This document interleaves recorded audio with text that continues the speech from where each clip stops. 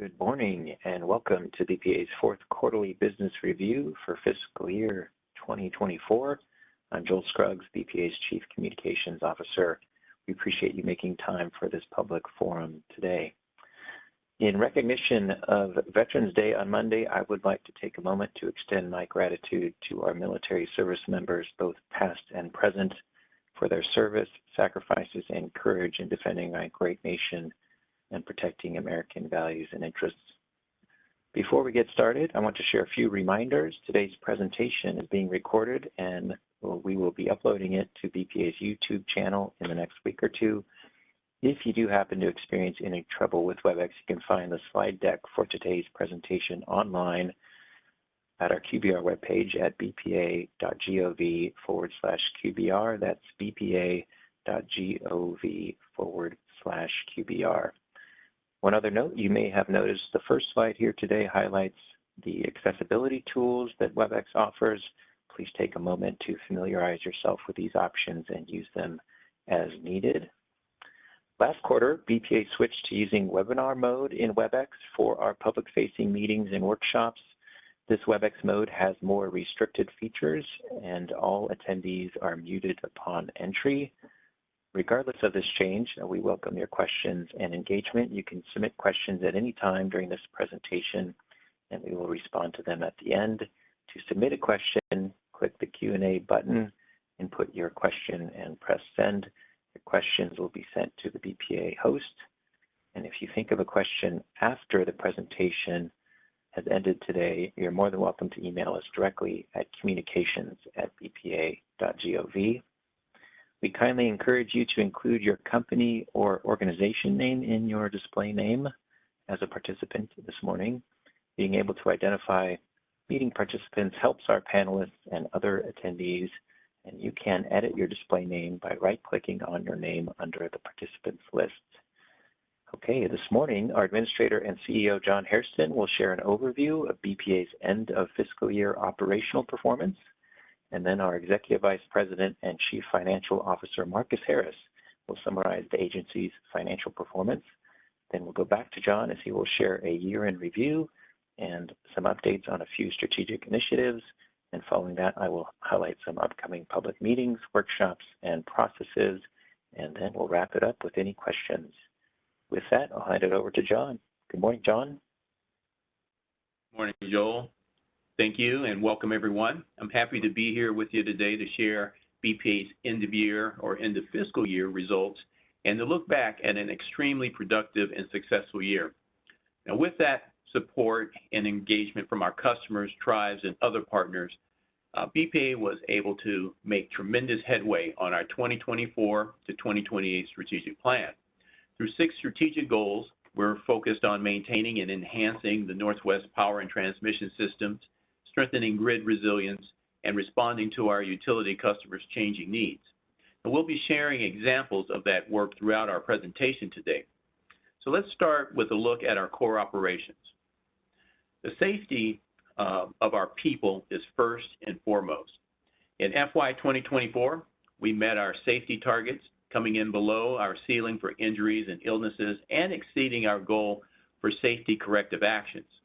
Now, 10 years ago, BPA adopted safety as our core value and recommitted to integrating safety into everything that we do. Now, I'm confident our efforts have prevented injuries, both on and off the job, and we continue to evolve to take our safety culture to the next level. Now, turning to power reliability, the forced outage factor is red. This is primarily due to outages at Grand Coulee Dam, specifically the 690 megawatt Unit 19.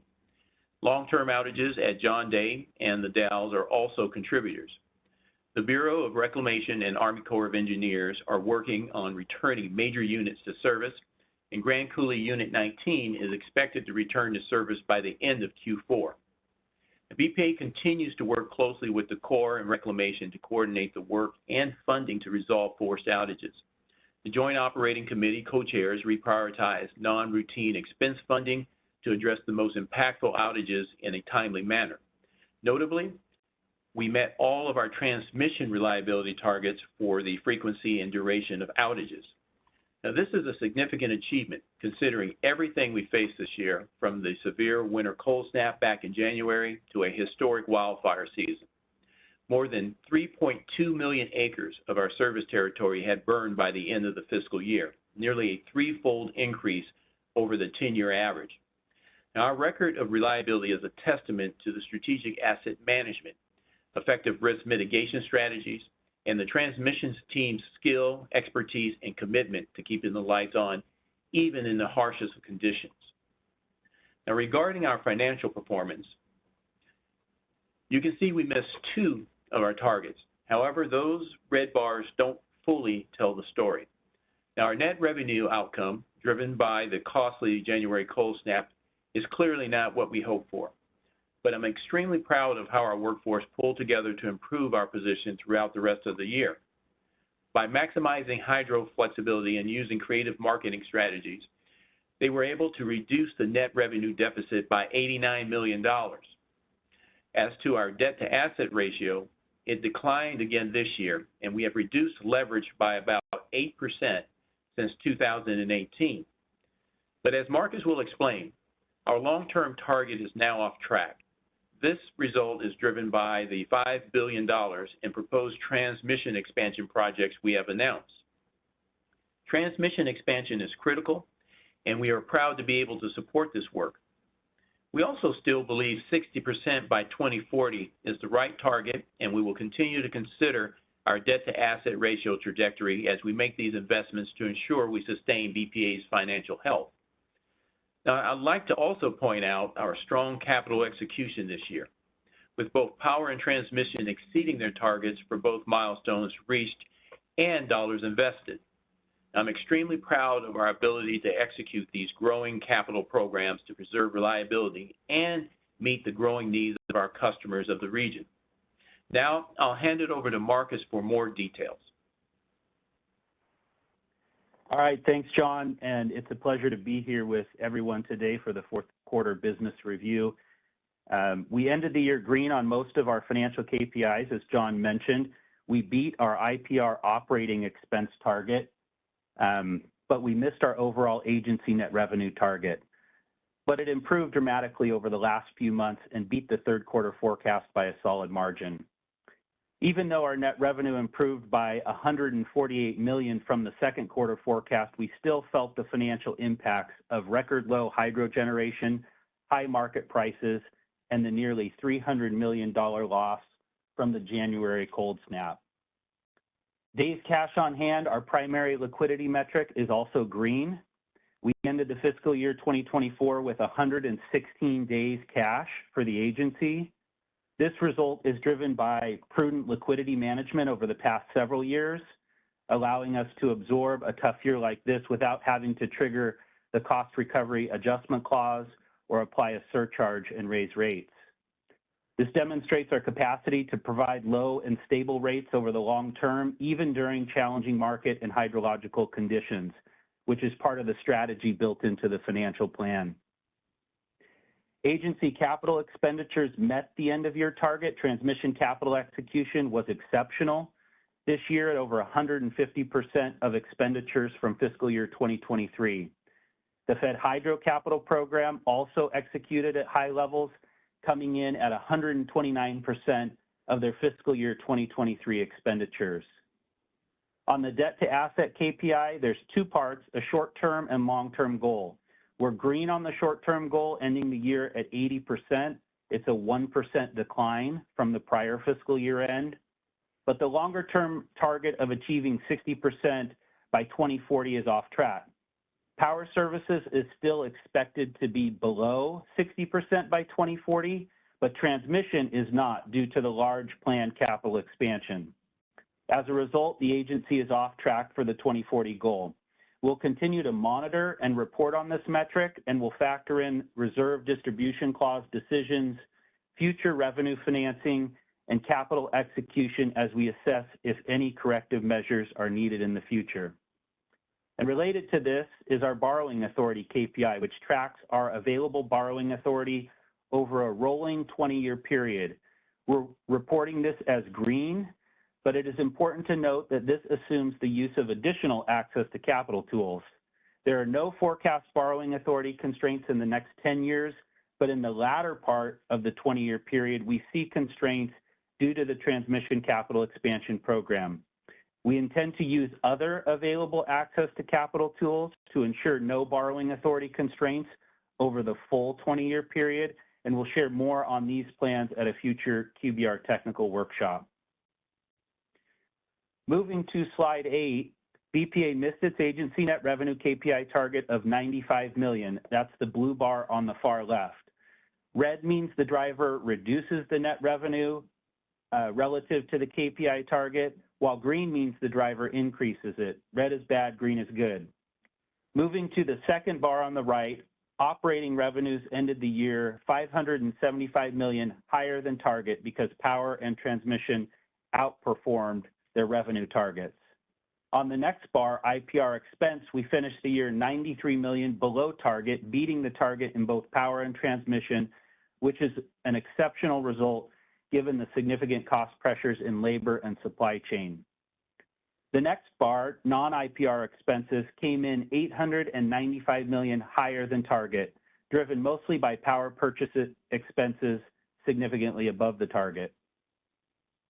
Combining these drivers together results in agency net revenues of negative $132 million, which is $227 million below the target, but an improvement of $89 million from the third quarter forecast.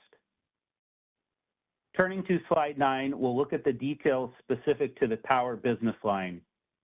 Starting with the blue bar on the left is the net revenue target of $100 million. Moving to the second bar, power's operating revenues are $495 million above target, largely driven by higher trading floor sales and 4H10C credits for fish mitigation activities. Both increases are driven by higher power prices. The slice true-up is a credit of $23.5 million to customers, and this is driven by higher than expected 4H10C credits.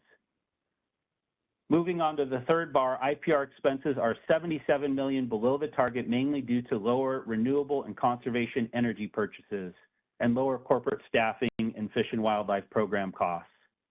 In the fourth bar, non-IPR expenses are $830 million above the KPI target, primarily due to increased power purchase expenses. We faced dry conditions, high market prices, and low water availability for power generation. And additionally, January through July runoff was 24% less than expected. The January cold snap also materially affected non-IPR expenses. 50% of the fiscal year 24 power purchases took place in January when prices approached $800 per megawatt hour. Higher power purchase expenses more than offset increased secondary sales, and this is the main reason power missed the net revenue target. So driven by higher non-IPR power purchase expenses, power's end-of-year net revenue is negative $157 million, which is $257 million below the KPI target. Moving to transmission on slide 10, we exceeded the transmission net revenue target. Starting with the blue bar on the left, transmission KPI target was negative $4 million. Looking at the second bar, operating revenues exceeded the target by $59 million, driven mainly by EIM-related ancillary revenues. We also had higher Southern Intertie short-term revenues driven by favorable market prices and increasing wheeling revenues. Moving to the third bar, transmission IPR expenses are $16 million below target. The decrease is primarily driven by reduced personnel costs. Despite record hiring in transmission this year, staffing levels were lower than planned. Reduced service contracts also contributed to lower expenses. The fourth bar, non-IPR expenses, are $43 million above the KPI target. These are largely due to energy imbalance market settlement charges. The increase is partially offset by significantly higher interest income and allowance for funds used during construction, or AFUDC. In total, transmission's higher than expected operating revenues and lower IPR expenses offset the increased cost pressure in non-IPR expenses. This results in end-of-year transmission net revenues of $28 million, which is $32 million above the KPI target. Let's now turn to financial reserves on slide 11. So despite a challenging and volatile year, the agency financial reserves for risk ended the year in a healthy position at $823 million. Power ended the year with reserves for risk of $508 million, a decrease of $416 million from the prior year. Power's fiscal year 24 end-of-year reserves for risk balance was also shaped by the fiscal year 23 Reserves Distribution Clause, or RDC, which was administered in fiscal year 24. We distributed a $165 million dividend distribution in fiscal year 24, which drew down reserves. Recall the fiscal year 23 RDC decision also included $90 million toward flexible debt reduction for Power.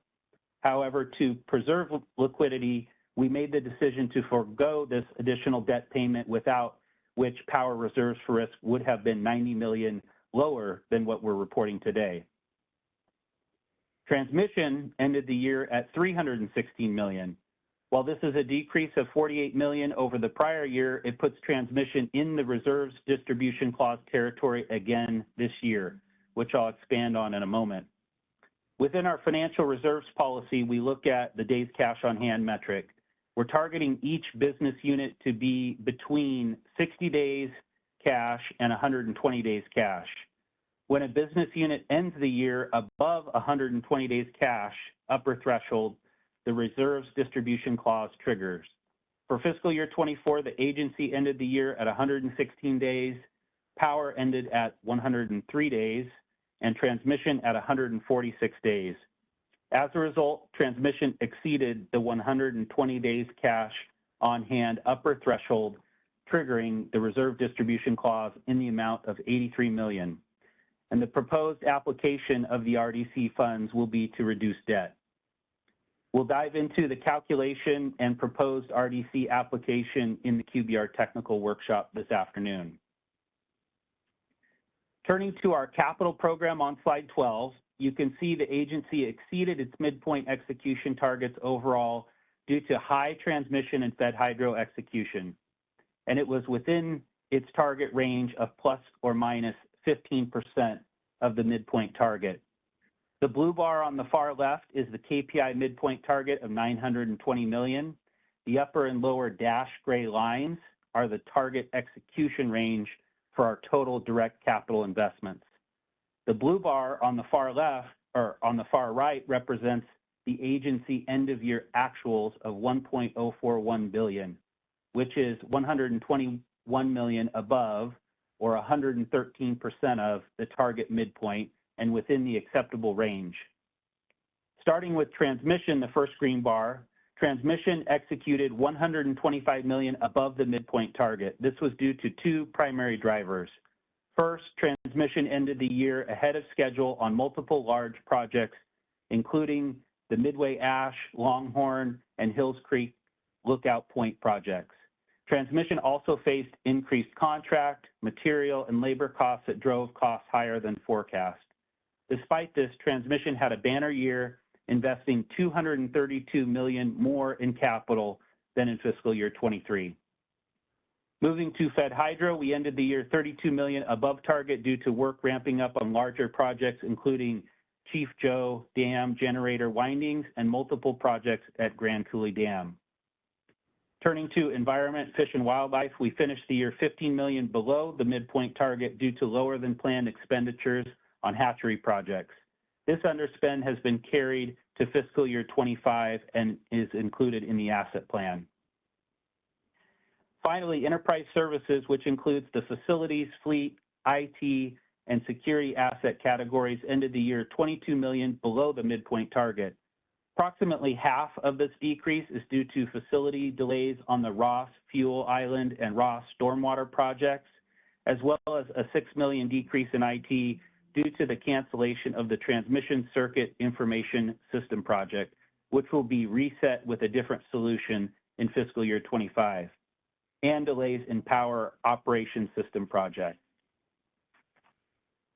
And last from me, we continue to be rated AA1 with Moody's, AA with Fitch, and AA- with Standard & Poor's. This means we are maintaining our high investment grade credit ratings in alignment with our financial plan goals. So this concludes the financial report for the fourth quarter. Thank you all for your time, and I'll now turn it back over to John. Thanks, Marcus. I'd like to highlight some of the strategic initiatives we advanced in FY 2024. Now, it would be impossible to cover them all in the time that we have today, so I encourage you to read our soon-to-be-released annual report for a more comprehensive view of what we delivered across all corners of the agency. Now, today, I'll just share a snapshot of key accomplishments and provide a few updates on initiatives we're advancing into FY 2025. Consistent with our top strategic goal, invest in people, we continued our effort to provide and sustain the right work environment, culture, and workforce capabilities that enables our mission delivery and ensures we meet the strategic plan goals. Now, growing our workforce by hiring the right people in the right positions is key to our success. We achieved a net staffing increase of more than 160 people, with our federal workforce exceeding 3,300 for the first time since 2003. In addition to strategic recruitment and hiring activities, we continue to advance workplace culture initiatives to ensure everyone feels a sense of belonging and is able to achieve their fullest potential. Now, this includes an emphasis on diversity, equity, inclusion, and accessibility, and leveraging our differences to generate innovative solutions. And we made numerous advancements in our effort to enhance the value of products and services. Among the most notable, last summer we announced an agreement in principle to modernize the Columbia River Treaty between the U.S. and Canada. For BPA and our customers, the framework provided by the agreement in principle offers both power and economic benefits, along with operational predictability to support the generation and delivery of clean hydropower. Specific treaty text and amendments are in development, and both countries must go through their respective processes for formal ratification. In the meantime, BPA is using existing authorities to implement some of the terms. The Canadian entitlement reduction began on August 1st, significantly reducing the amount of energy and capacity BPA delivers to Canada under the treaty. We've already benefited from this additional flexibility, and as we head into the BP26 rate case, the Canadian entitlement reduction will increase the amount of energy available for Tier 1 rates, reducing customers' exposure to higher Tier 2 costs. We also reached a key milestone in the provider of choice process during FY 2024, including the release of the final policy and draft public rate design methodology.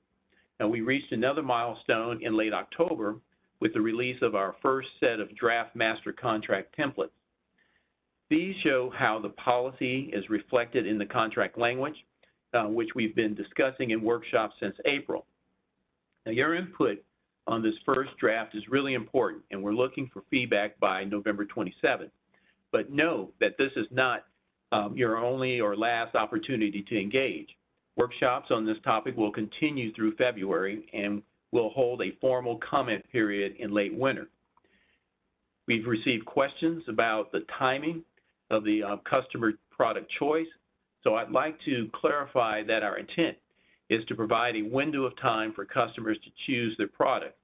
Now, we would like to see choices made between April and early June so that we have them when the contract templates are finalized. However, for those customers who anticipate needing more time to choose, we want to make sure that you have the information you need to make an informed choice and that we understand your decision process so we can work with you on a case-by-case basis. Now, we are still on track to offer new contracts in late 2025. On the transmission front, we continue to support our customers and the region's growing transmission needs. In FY24, we moved more than $2 billion of proposed expansion projects through various stages of transmission planning, and just recently announced an additional set of expansion projects totaling an estimated $3 billion. Combined, these proposed projects would increase capacity by thousands of megawatts to support load growth and renewable resource integration. While those projects move through the preliminary engineering and environmental review, we are making progress in our capital execution. And as Marcus mentioned, we exceeded our FY24 target, coming in at $665 million, topping FY23's capital execution by $232 million. And we can credit this achievement in part to our expanded use of the secondary capacity model. This contract-focused approach allows us to complete additional projects more efficiently and with fewer demands on BPA staff. The need for transmission expansion is evident in our queues for generator interconnections and new transmission service requests. Last year, we adopted tariff reforms that will allow us to more efficiently integrate new resources. In our transition to the new study process, we are preparing for our first ever interconnection cluster study, expected to start in early 2025. Customers seeking to participate in the transition process have submitted requests for 234 projects, totaling a staggering 95 gigawatts of interconnection service. And we've seen similar growth in our queue for transmission service requests, which exceeded 68,000 megawatts at the end of FY2024. Now that's more than the last 24 years of study requests combined. We are evaluating options for the 2025 transmission service queue cluster study. Now I'll share one final highlight regarding transmission. Now, through a new agreement with Reclamation, BPA recently took over ownership of 3 switch yards at Grand Coulee Dam that were previously maintained by the Bureau of Reclamation.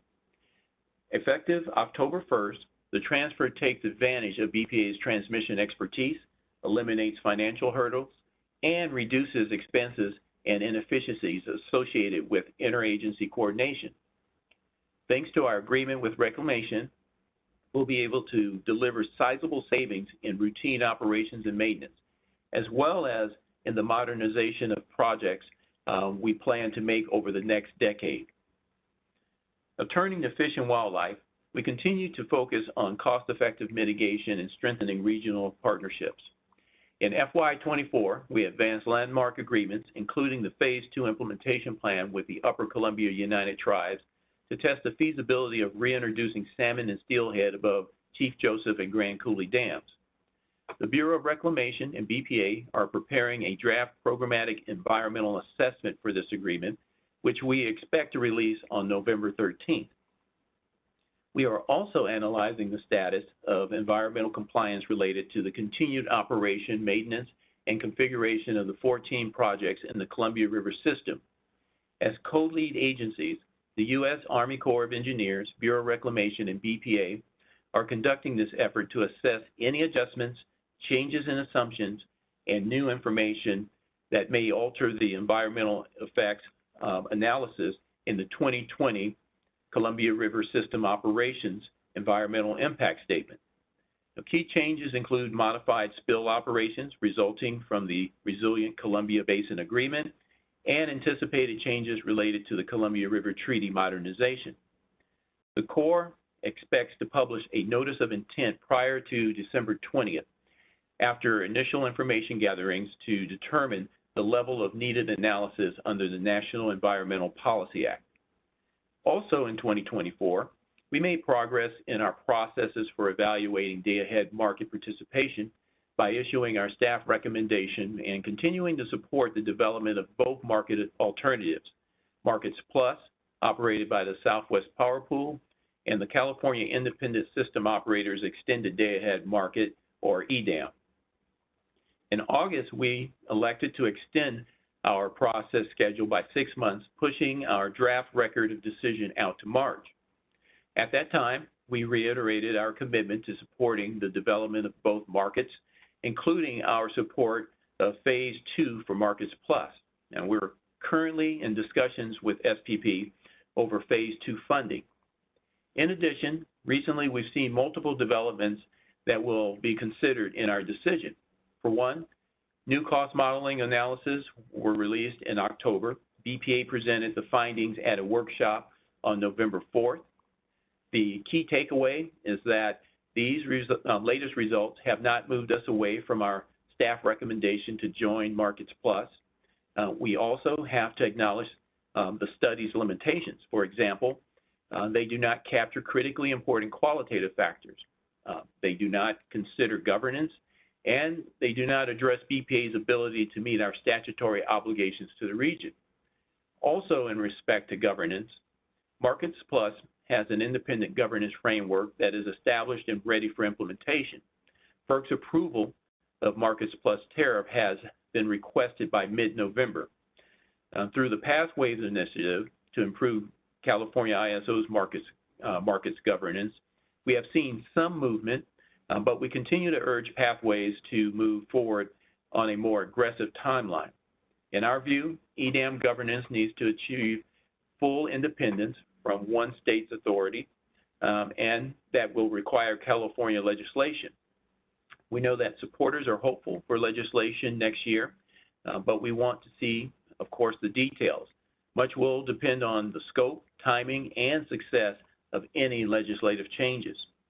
And we will take these developments and any other developments into consideration in our draft record of decision this March. So now I'll end with a few more items, forward-looking items for FY 2025. BPA will launch both the BP26 rate case and TC26 tariff proceedings on November 13th with the anticipated release of the Federal Register notices. Without getting into too much detail, I want to share a few key points and direct you to resources for more information. For BP26, we are anticipating rate increases for both power and transmission. While there are many drivers for the proposed power rate increases, one of the largest is an increase in Fed hydro spending forecasts, which are needed to address inflationary pressures and preserve reliability. Fish and wildlife-related costs are also affecting rates. On the transmission side, the proposed rate increases represent a true-up of the actual cost of service compared to the rates BPA currently charges. The true-up is necessary following several rate case settlements that minimized or avoided rate increases and essentially push increases out into the future. In the TC26 rate proceeding, parties agreed to a settlement that will become the staff recommendation in the initial proposal. At the core of the settlement, parties have agreed to adopt a generator interconnection withdrawal charge, which is a major step forward in our efforts to streamline the process for studying interconnection requests. The tariff settlement is part of a package that includes a partial rate settlement for BP26 on the single issue of generator interconnection withdrawal charge. In addition to the rate and tariff proceedings, we'll be holding another concurrent proceeding to develop the public rate design methodology. This proceeding will be held in parallel with the provider of choice contract development. The public rate design methodology is replacing the tiered rates methodology used in the current contracts. Now, you can find more information on our rate and tariff proceedings on the bpa.gov under the Energy and Services tab. Now, I know that's a lot of information to take in, but I hope it gives you a broad view of how hard we've been working to sustain financial strength while meeting your needs in this time of transformation. Now, we remain committed to being a reliable business partner and look forward to partnering with you in FY 2025. Now, that concludes my updates, and I'll turn it back over to you, Joel. All right. Thank you, John and Marcus. Now I'm going to quickly share where you can join us in upcoming meetings, workshops, and processes, and then highlight current comment periods. And we'll close out with any questions that come in. As a reminder, you can find our customer and public meetings listed on the event calendar at bpa.gov when you navigate to the Learn and Participate tab. Here are a few highlights from that calendar. This afternoon, we're hosting the QBR Technical Workshop from 1 to 3 p.m. We encourage you to participate in this workshop where our brilliant finance team will provide additional information on some of the topics discussed today. There will also be agency updates, including Fed hydro, transmission, and EIM metrics, and updates about the Western Resource Adequacy Program, the Columbian Generating Station uprate, and BPA's grid modernization efforts. You can find more info about the QBR Technical Workshop on our QBR webpage at bpa.gov/QBR. Through the end of the calendar year, BPA is hosting 7 provider of choice workshops, including 2 this week on Wednesday and Thursday. There's another workshop scheduled next Wednesday, and we have 4 provider of choice workshops planned for December. As you may be aware, BPA released its provider of choice policy and record of decision back on March 21st. And in April, we began this current public process to determine how to implement the policy through provider of choice contracts and other associated rate methodology processes. And as noted on the slide here, we're hosting a commercial business process improvement customer conference call next Wednesday from 10:30 to 11 a.m. Please note that the generator interconnection transmission cluster study scoping meeting originally scheduled for December 3rd will be rescheduled for some time in February. Information will be posted on the generator interconnection queue reform webpage and in the event calendar once we have set that new date. In December, BPA's Transmission Services will hold its 4th Evolving Grid Stakeholder Workshop.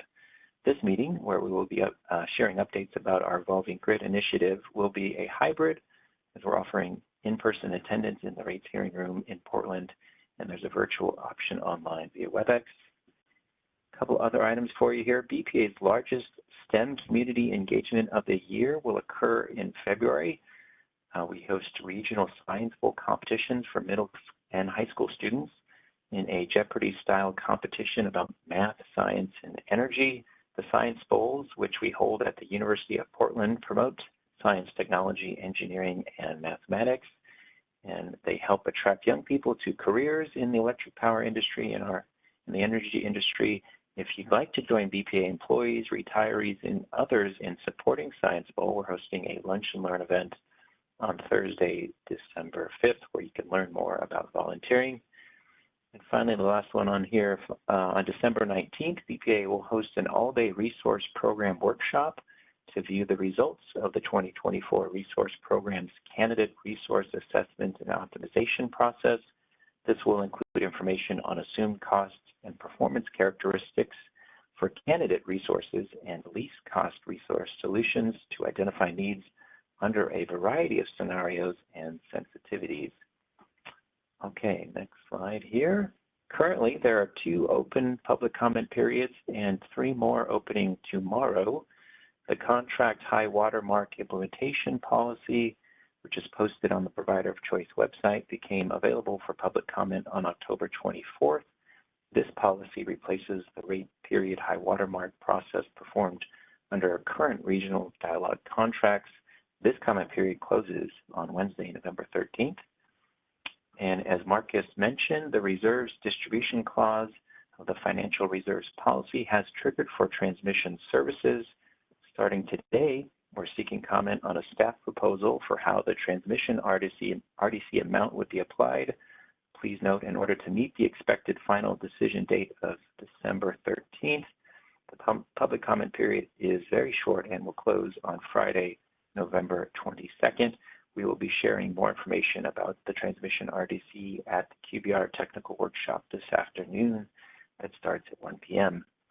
And then information on how to get involved in the BP26, TC26, and public rate design methodology proceedings can be found in the Federal Register notices for those proceedings, which are expected to be published tomorrow. As a reminder, you can find comment periods hosted by BPA and submit your comments on the public comment section of our website. You can find the public comment section on our website by visiting bpa.gov/comments. Okay. That concludes the presentation portion of today's meeting, and we'll now open it up for a brief question and answer session. To ask a question, please submit it through the Q&A field in WebEx, or you can raise your hand to be unmuted.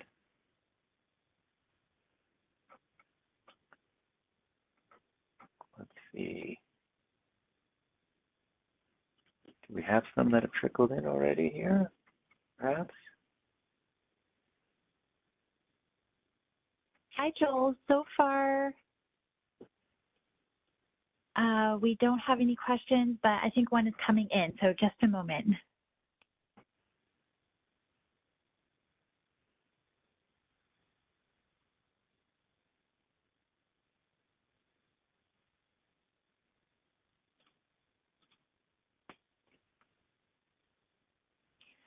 So we have a question from Sydney. Thank you.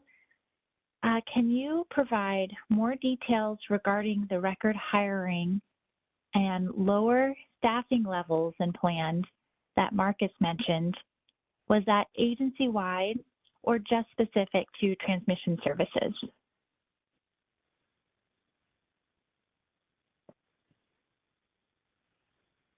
Yeah, Alyssa, this is Marcus. I'm happy to take that. I think it's mostly specific to transmission. And the point we were trying to make there is that we had factored into our budgets even higher planned hiring, and we came in under that. So even though it was a record hiring year, we'd actually planned for more of that. And that's what led to some underages in our staffing costs.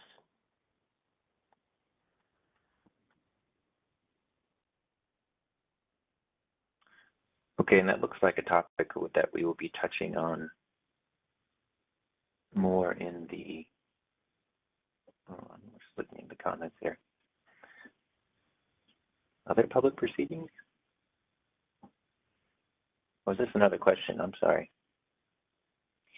Yes, we received another question from Sydney asking if there's going to be any more discussion about the Columbia River Treaty or any public proceedings regarding the Columbia River Treaty.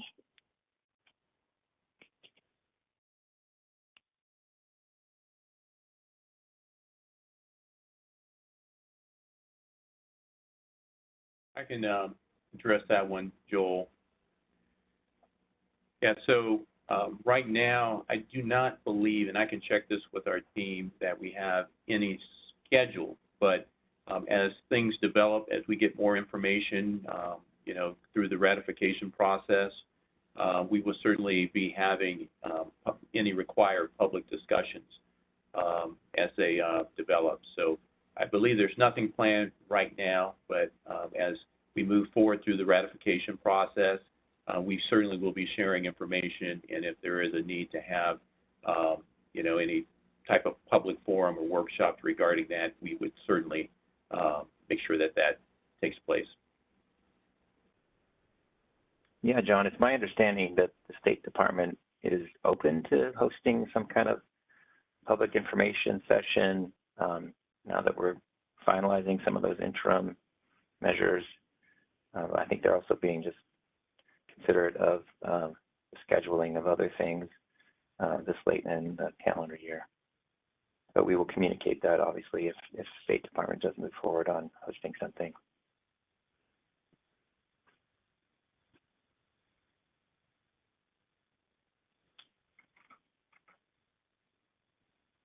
Any other questions this morning?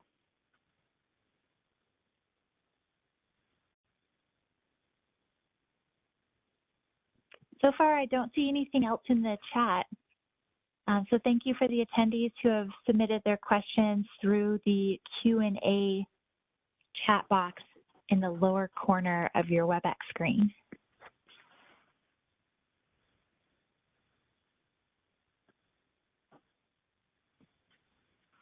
All right, we can give it another moment here to see if someone is typing a question vigorously right now.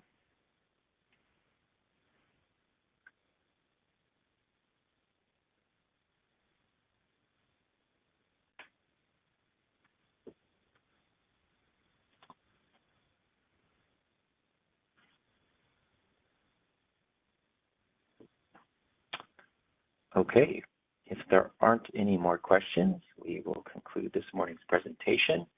However, if you think of a question later or would prefer to submit it via email, you can email us at communications@bpa.gov. And as mentioned several times, we encourage you to participate in the QBR technical workshop this afternoon, which begins at 1 p.m. The questions already submitted via today's webinar don't need to be resubmitted. We'll be posting responses to those questions on the QBR webpage in the coming weeks, along with a recording and transcript of today's meeting. Furthermore, if you have a topic that you think warrants further discussion, please email us at communications@bpa.gov, and we will look at the best way for providing you that information. one other thing, your feedback about this forum can benefit us as we plan future QBRs. With that in mind, we would appreciate it if you could take a few minutes to complete the post-event feedback survey. I think we're going to drop in a link, and we'll also email it to today's attendees. And then to wrap things up, we really appreciate you listening today and engaging with us in this forum and others. Our next quarterly business review will be on Thursday, February 13th, when we will be presenting the agency's first quarter FY25 performance results. Until then, enjoy the upcoming holiday season and stay safe and healthy. Thank you so much.